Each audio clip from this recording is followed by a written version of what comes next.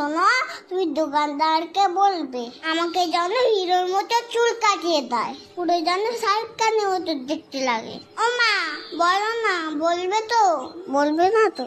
উফ, চুপ কেন করে রয়েছো, কথা কেন বলছো না? হ্যাঁ হ্যাঁ রে বাবা, দোকানদারকে বলবো তোকে শাহরুখ খানের মতনই চুল কাটিয়ে দেবে। ওকে। কি বৌদি, কেমন আছেন? খবর সব ভালো তো? হ্যাঁ দাদা, ভালো। আরে বাবান, কেমন আছো? হ্যাঁ, ভালো আছি, তবে আমার কিন্তু হিরোর মতো চুল কেটে দিতে হবে। তুমি পারবে তো? আগে বলো, নয়তো তোমার কাছে কাটবো না। সব রকম কাটতে পারি আমি, তুমি এখানে এসে বসো। আমাকে একটু উঁচু করে দাও, আমি তো মুখটাই দেখতে পাচ্ছি না। হ্যাঁ তাই তো, তুমি নামো, আমি উঁচু করে দিচ্ছি। দেখো, আবার যেন সব চুল কেটে দিও না। আহ বাবা, নড়ো না, কান টান কেটে যাবে কিন্তু। ও দাদা, একেবারে মুড়ো করে কেটে দেবেন।